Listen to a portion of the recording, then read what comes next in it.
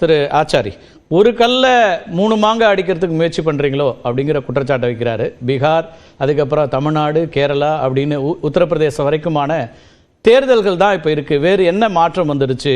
இதில் முழுக்க முழுக்க ஒரு நேரெதிரான விமர்சனங்களை அர்பன் நக்சலைட்டெல்லாம் விமர்சித்தவர்கள் இன்றைக்கு இந்த முடிவை எடுக்கிறாங்க அப்படின்னு ஒரு பார்வையை முன்வைக்கிறாரு. இந்த நிலை மாற்றத்திற்கு என்ன காரணம்னு பார்க்க வேண்டியிருக்கு. வணக்கம் கார்த்திகை செல்வன்.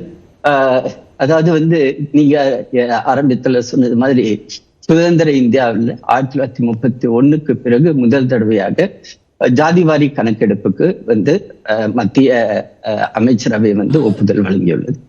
இப்ப இந்த கேள்வி இப்ப நம்ம இவ்வளவு நேரம் நம்ம எம்பி பேசிட்டு இருந்தாங்க இல்லைங்களா, ரவிக்குமார். இதே மாதிரி நேற்று இவர் நம்மளுடைய முதலமைச்சரும் திரு மு.க. ஸ்டாலின் அவர்களும் ட்வீட் போட்டிருந்தாங்க. இது பீகார் தேர்தலுக்காக. இப்ப நீங்க அதோட சேர்ந்து தமிழ்நாடு தேர்தலையும் சேர்த்துக்கிட்டீங்க, கேரளா எல்லாத்தையும் கூட சேர்த்துக்கலாம். கேரளா, வெஸ்ட் பெங்கால், அடுத்த வருஷம் 5 மாநிலத்துக்குடைய தேர்தல் நடக்க இருக்கிறது. இந்த வருஷத்துல பீகார் தேர்தல். இந்த கேள்வியை நேற்று திரு ராகுல் காந்தி அவர்கள்ட்ட கேட்டாங்க. 7 மணிக்கு நேற்று ராகுல் காந்தி பிரஸ் மீட் பண்ணாரு.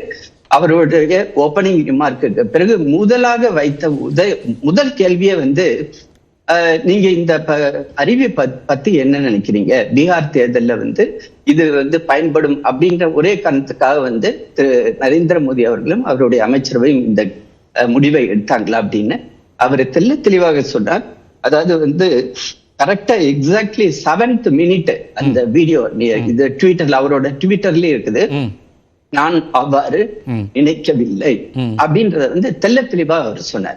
அவர் சொன்னதுக்கு அவர் என்ன சொன்னாரு, இந்த நீங்க கேட்கிற இந்த கேள்வியே அர்த்தமற்ற ஒரு கேள்வி. இத ஒரு அரசியல் நோக்கத்துக்காக, அதுவும் குறிப்பாக பீகார் தேர்தலுக்காக பயன்படுத்துவார் என்பதாக நாங்கள் நினைக்கவில்லை.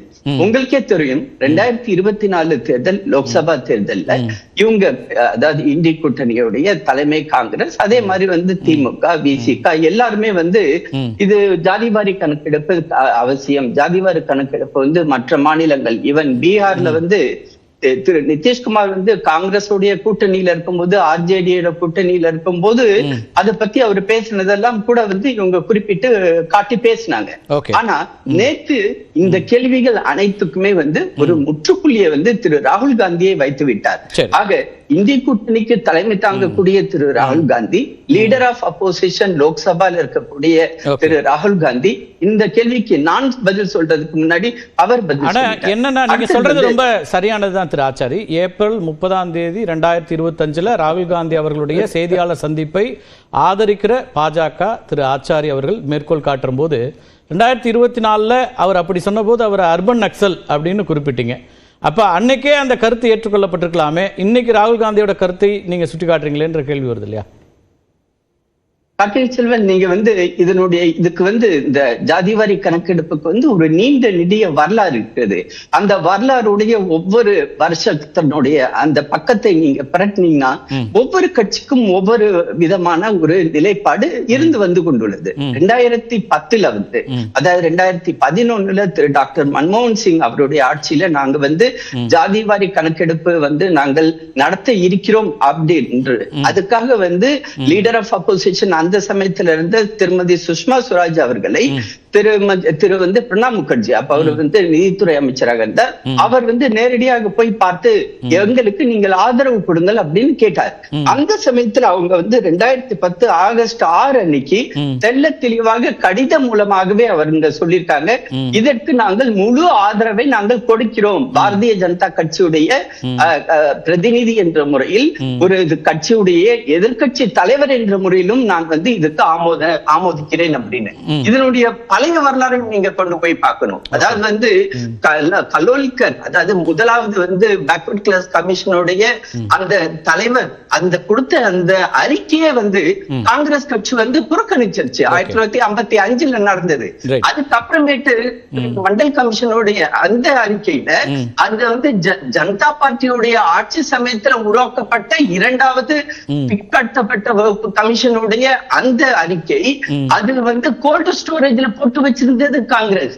அதற்கு உயிர் கொடுத்தது வந்து திரு விபி சிங், அதற்கு வந்து உயிர் கொடுக்க வைத்தது வந்து பாரதிய ஜனதா கட்சி. ஆனால் அதே சமயத்தில் இவங்க எப்படி டர்ன் எடுத்தாங்க, நேற்று ராகுல் காந்தி பேசும்போது எனக்கு வியப்பாக இருந்தது. அதாவது திரு ராஜீவ் காந்தி அவர்கள் லீடர் ஆஃப் அப்போசிஷனா இருக்காரு 1991. அந்த சமயத்துல நீண்ட அவருடைய வரலாறு அந்த எல்ஓபின்ற முறையில இந்த மண்டல் கமிஷனுடைய அந்த அறிக்கையை எதிர்த்து மிக நீண்ட ஒரு சொற்பொழிவை பாராளுமன்றத்தில் நடத்தினாரு திரு ராஜீவ் காந்தி அவர்கள். அடுத்ததாக வந்து அதை வந்து இம்ப்ளிமெண்டேஷன் பண்ணும்போது நாங்கள் தோளோடு தோள் கொடுத்து அதை வந்து நாங்க இம்ப்ளிமெண்ட் பண்ண வைத்தோம். அதன் காரணமாக வந்து அது காங்கிரஸோடைய ஆட்சி 91 வரும் பொழுது அந்த வந்து திரு பி.வி. நரசிம்மராவ் அவர்கள், திரு சீதாராம் கேசரி அவர்கள் வந்து வெல்ஃபேர் மினிஸ்டர் இருக்கும் போது அது வந்து அதுக்குரிய உத்தரவு. விபி சிங் அவர்களுக்கான ஆதரவு எப்ப வாபஸ் வாங்கப்பட்டதுங்கிற இடையில ஒரு ஆண்டு காலத்தை குறிப்பிடாம விட்டீங்களே? இல்ல அதுல கொஞ்சம் பக்கம் காணா அப்படின்றது மாதிரி நான் பேசுறது இல்ல. ஏன் தெரியுமா, நான் வந்து அரசு அதிகாரியாக இருந்தேன். என்னை போல பிற்படுத்தப்பட்ட வகுப்பை சேர்ந்த நாங்கள் வந்து இன்னைக்கு வந்து அரசு அதிகாரி அரசியலுக்கு வரும் வந்து அரசு அதிகாரியாக இதே மண்டல் கமிஷனால் பெனிஃபிட் அடைந்தவன்ற அந்த காரணத்துக்காக நான் வந்து அதை வந்து மறுத்து பேச மாட்டேன். அதே சமயத்துல நீங்க பாத்தீங்கன்னா 1992 இல்ல நான் ரீசெண்டான சில விஷயங்களை சொல்றேன் ஆச்சாரி. நீங்க சொல்ற வரலாறையும் நம்ம பேசுவோம், நிறைய பேசியிருக்கோம், இன்னைக்கும் பேசலாம். அதுக்கு தான் நம்ம வந்திருக்கிறோம். உத்தரப்பிரதேசத்தினுடைய முதலமைச்சர் திரு ஆதித்யநாத் அவர் சொல்றாரு, அது ஹிந்தியில் சொல்லியிருக்காரு, அதனால நான் இந்த இங்கிலீஷ் டிரான்ஸ்லேஷன் சொல்றேன். If divided will be killed அப்படின்னு ஒரு ஸ்டேட்மெண்ட்டை சாதிவாரி கணக்கெடுப்பை பற்றி சொல்லும்போது சொல்றாரு. அதுக்கப்புறம் திரு மோடி அவர்களும் பிரதமரும் என்ன சொல்லியிருக்காரு, அது வந்து நான் ஹிந்தியில் தான் இருக்குது, நீங்கள் அதை டிரான்ஸ்லேட் பண்ணி சொன்னாலும் பரவாயில்ல. ஏக் ஹெயின் டு சேஃப் ஹெயின் அப்படின்னு ஒரு வார்த்தை, ஒரு ஸ்டேட்மெண்ட் சொல்கிறாரு மகாராஷ்டிரா தேர்தலுக்கு முன்னாடி. அது என்ன சொல்கிறாங்க, அது வந்து இவருடைய ராகுல் காந்தியினுடைய இந்த கோரிக்கைக்கெல்லாம் எதிர் விமர்சனமாகத்தான் அது முன்வைக்கப்பட்டது இல்லையா? இப்போ அந்த இடத்துலேருந்து இன்னைக்கு ராகுல் காந்தியே நாங்கள் சொல்லக்கூடியது ஆதரிக்கிறாருங்கிற இடத்துக்கு வர்றீங்க. அப்போ இந்த மாற்றம் வரவேற்கத்தக்கதுன்னு இவங்க சொன்னாலும் இந்த மாற்றம் தேர்தலோட தொடர்புபடுத்துகிறாங்க. இந்த தேர்தலுக்கு ஏன்னா இதில் நீங்கள் டேட் எதுவும் சொல்லலை, என்னைக்கு ஆரம்பிக்கிறோம் என்னைக்கு முடிக்கிறோம்னு சொல்லலை. அப்போ வெறுமனே மகளிர் இடஒதுக்கீட்டுக்கு எப்படி ஒன்று செய்தார்களோ அப்படி இதுக்கு கொண்டு வர்றாங்க, தேர்தலை தவிர வேற என்னன்னு கேட்குறாங்க.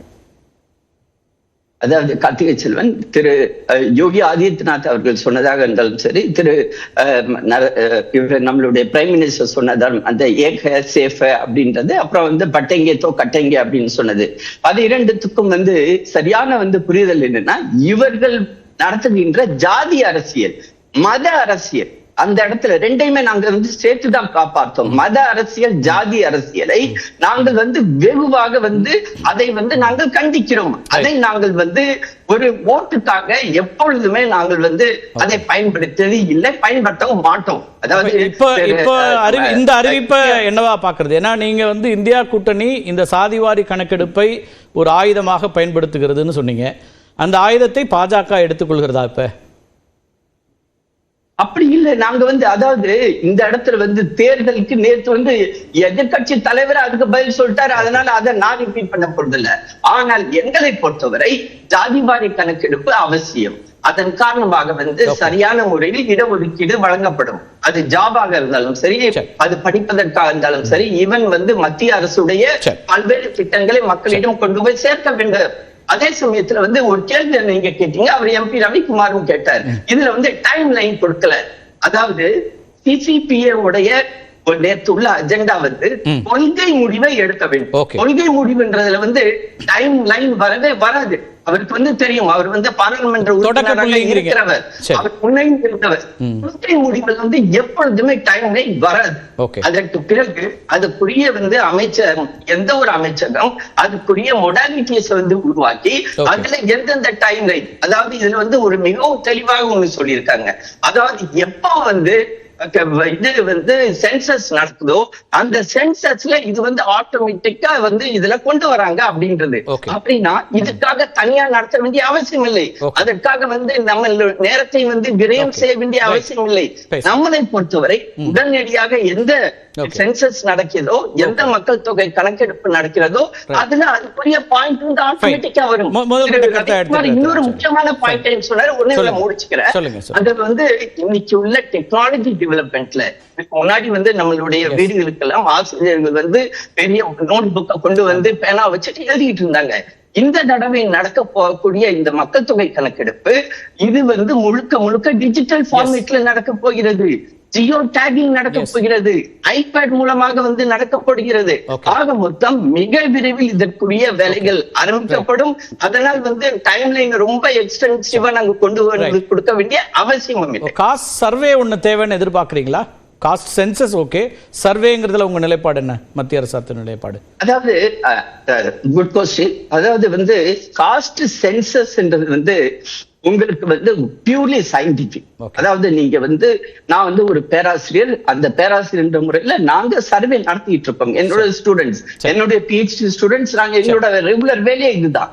சர்வே வந்து எக்ஸாக்ட்லி சயின்டிபிக்கலா அப்படின்னா அதுல பிக் கொஸ்டின் மார்க்ஸ் இருக்கு. ஏன்னா அதுல வந்து மோடு, மீடியன் அது மாதிரியான ஒரு வகையில போயிட்டு இருக்குமே, எக்ஸாக்டா உங்களோட டேட்டா கேப்சர் பண்ணி கொடுக்க முடியுமானா முடியாது. ஆனா அதே சென்சஸ் அப்படின்றது பியூர் சயின்டிபிக். இன்னைக்கு கார்த்திகேயனுடைய வீட்டுக்கு போனா எந்த இடத்துல லாங்கிடியூட் லாட்டிடியூட் இருக்குதோ அந்த இடத்துல என்ன கேப்சர் பண்றோமோ அதுதான் சென்சஸ். God the difference. நம்ம பேசலாம். ரைட், முதல் கட்ட கருத்து எடுத்துக்கிறேன்.